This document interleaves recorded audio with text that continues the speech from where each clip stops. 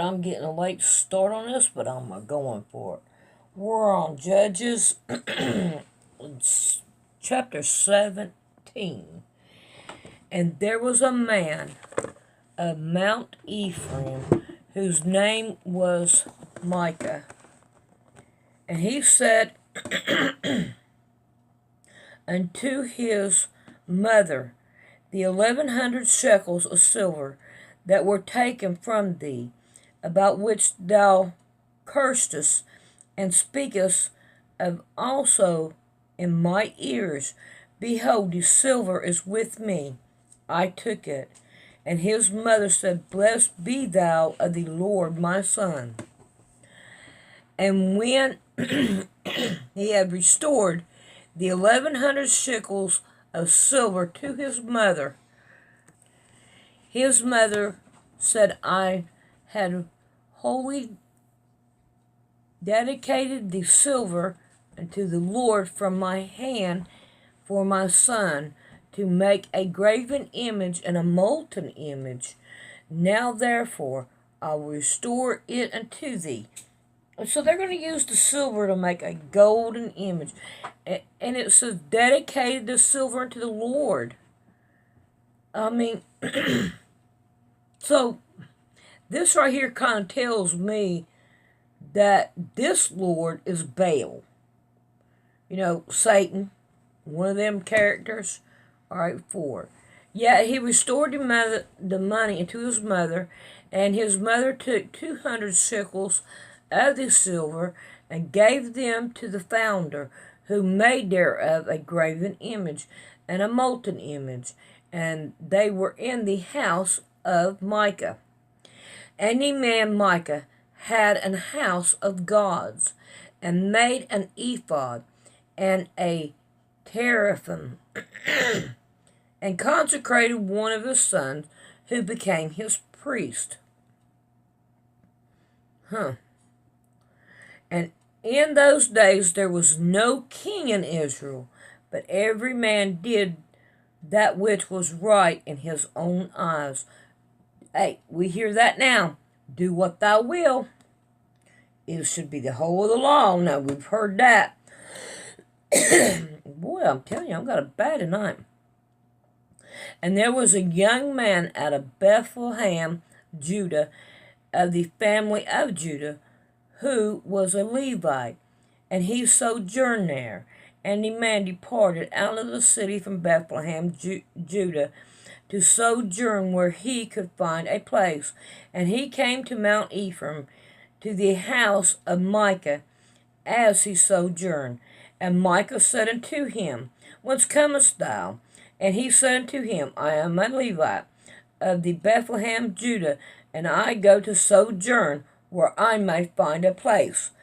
And Micah said unto him, Dwell with me, and be unto me a father and a priest, and I will give thee 10 shekels of silver by the year, and a suit of apparel, and thy victuals.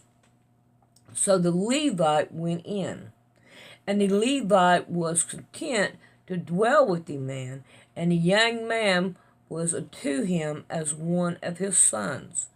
And Micah considered the Levite, and the young man became his priest, and was in the house of Micah. Then said Micah, Now know I that the Lord will do me good, seeing I have a Levite to my priest. In other words, he's saying, ooh, I've got a Levite. He's one of God's chosen people to work in the temple, and I know God will bless me even though I'm serving all these false gods. This right here, if you notice, all of them were doing it. He couldn't find a place to go. This one Levite could not find a place to go to worship God anywhere. All right, we're on 18. In those days, there was no king in Israel. And in those days, the tribe of Danites sought them an inheritance to dwell in. For unto that day all their inheritance had not fallen unto them among the tribe of Israel. And the children of Dan set of their family 5 men from their coast, men of valor, from Zor, or Zorha, and from Eshtaol, to spy out the land and to search it. And they said unto them, Go search the land, whom when they come to Mount Ephraim, to the house of Micah, they lodged there. When they were by the house of Micah, they knew the voice of the young man the Levite, and they turned in there and said unto him, Who brought thee hither, that thou makest thou in this place, and what hast thou there? And he said unto them, Thus saith the dealeth Micah with me, and hath hired me. I am his priest. And they said unto him, Ask counsel, I pray thee, of God, that we may know whether our way which we go shall be prosperous. And the priest said unto them, Go in peace. Before the Lord is your way, therein you go. Wait a minute. That's not the way to go. Then the 5 men departed and came to Losh, and saw the people that were therein, how they dwelt carelessly after the manner of the Zenians, quiet and secure, and there was no magistrate in the land that might put them to shame in anything, that they were far from the Zechonians, and had no business with any man. And they came to their brethren, to Zorah and Eshtaol, and their brethren said unto them, What say ye? And they said, Arise, that we may go up against them, for we have seen the land, and behold, it is very good. And are ye still? Be not skillful to go, and to enter to possess the land. When ye go, ye shall come into the people secure, and to a large land, for God hath given it in your hands, a place where there is no want of anything that is in the earth. And there went up from thence the family of Danites out of Zor, and out of Eshtaol, 600 men appointed with weapons of war. And they went up and pitched in Kirjath-jearim in Judah, wherefore they called the place Manahan-dan unto this day. Behold, it is behind Kirjath-jearim. And they passed thence unto Mount Ephraim, and came unto the house of Micah. Then answered the 5 men that went to spy out the country in Laish, and said unto their brethren, Do you know that there is in those house an ephod, and a teraphim, and a graven image, and a molten image? Now therefore consider what ye have to do. And they turned thitherward, and came into the house of the young man the Levite, even into the house of Micah, and saluted him. And the 600 men appointed their weapons of war, which were the children of Dan, stood by the entering of the gate. And the 5 men that went to spy out the land went up, and came in thither, and took the graven images, and the ephod, and the teraphim, and the molten image, And the priest stood in the entering of the gate with 600 men that were appointed with weapons of war. And those went into Micah's house, and fetched the graven image, the ephod, and the teraphim, and the molten image. Then said the priest unto them, What do ye? And they said unto him, Hold thy peace, lay thy hand upon the mouth, and go with us. And he to us a father and a priest. It is better for thee to be a priest unto the house of one man, or that thou be priest unto a tribe, a family in Israel. And the priest's heart was glad, and he took the ephod and the teraphim and the graven images, and went in the midst of the people. So they turned and departed, and put the little ones and the cattle and the carriage before them.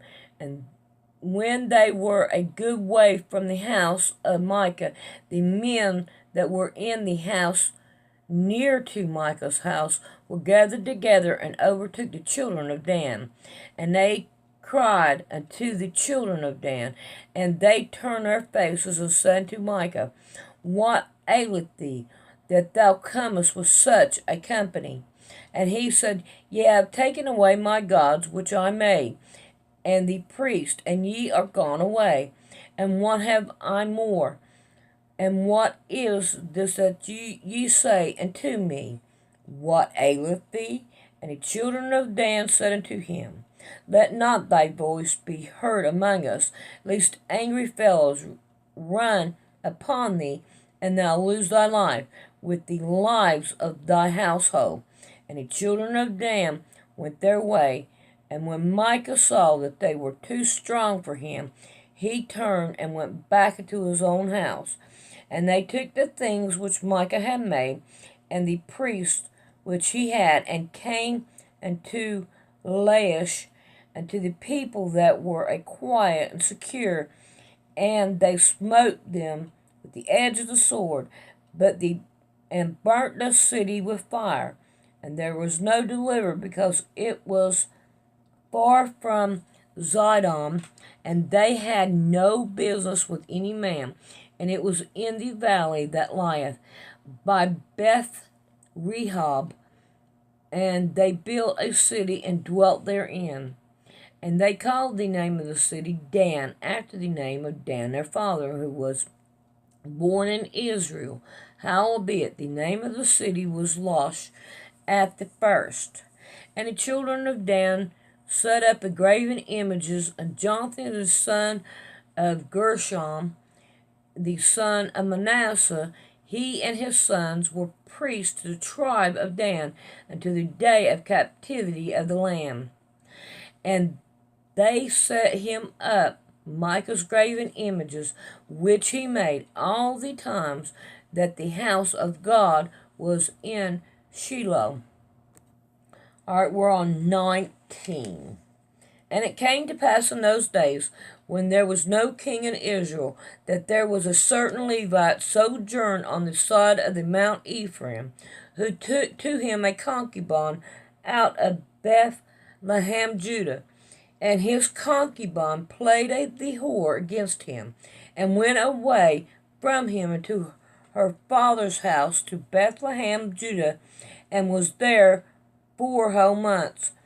And her husband arose and went after her, to speak friendly unto her, and to bring her again, having his servants with him, and a couple of asses. And she brought him into her father's house. And when the father of the damsel saw him, he rejoiced to meet him. And his father-in-law, the damsel's father, retained him, and he abode with them 3 days. So they did eat, drink, and lodge there. And it came to pass on the 4th day, when they arose early in the morning, that he arose up to depart. And the damsel's father said unto his son-in-law, Comfort thy heart with a morsel of bread, and after go your way. And they sat down, and did eat and drink, both of them together. For the damsel's father had said unto the man, Be content I pray thee, and tarry all night, and let thy heart be merry. When the man arose up to depart, his father-in-law urged him before he lodged there again. And he arose early in the morning on the 5th day to depart. And the damsel's father said, Comfort thine heart, I pray thee. And they tarried until afternoon, and they did eat both of them. And when the man arose up to depart, he and his concubine and his servants, his father-in-law, the damsel's father, said unto him, Behold, now the day draweth towards evening.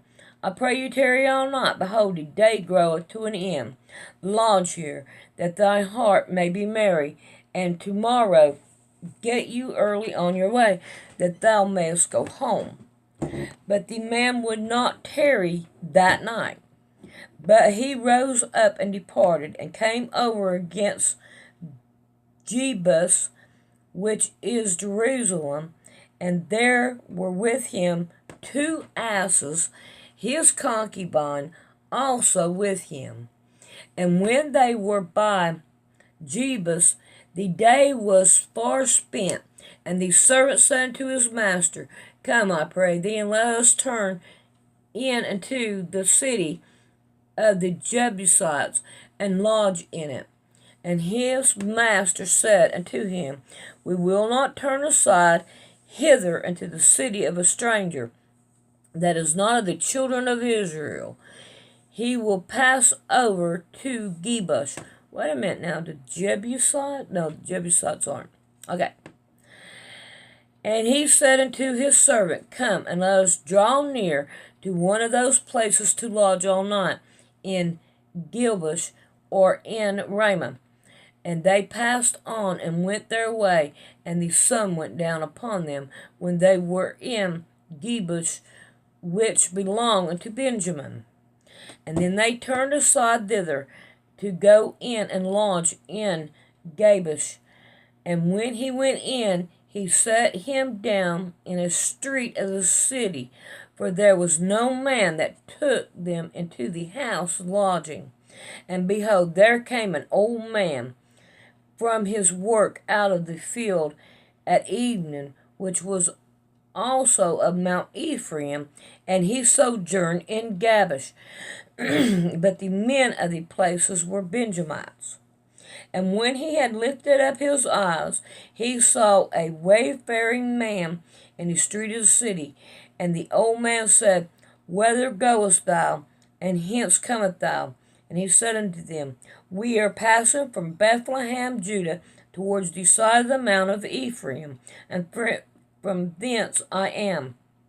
And I went to Bethlehem, but I am now going to the house of the Lord, and there is no man that receiveth me into his house.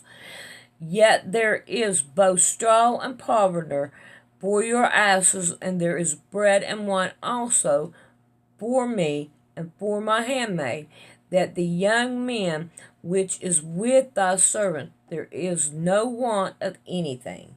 And the old man said, Peace be with thee. Howsoever, let all thy wants lie upon me, only lodge not in the street. So he brought them into his house, and gave provender unto his asses, and they washed their feet, and did eat and drink.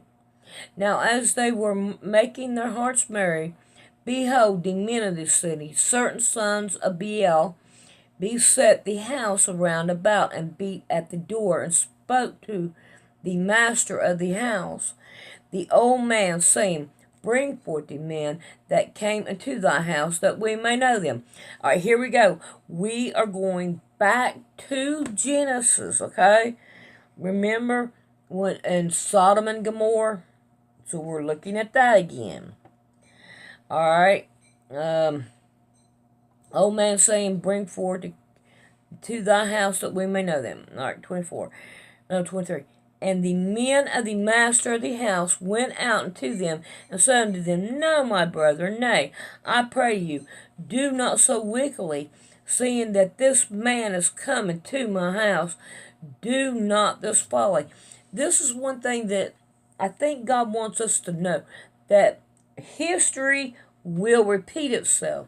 Because remember, Abraham had sport with Sarai, all right, and said, hey, she is my sister, and Isaac did the same thing. All right, 24. Behold, there is my daughter, a maiden, and his concubine. Them I will bring out now, and humble ye them, and do with them what seemeth good unto you. All right, same thing. But to this man do not so vile a thing. But the men would not hearken to them. So the man took his concubine and brought her forth unto them. And they knew her and abused her all night until the morning. And when the day began to spring, they let her go. Then came the woman in the drawing of the day, and fell down at the door of the man's house where her lord was, till it was light.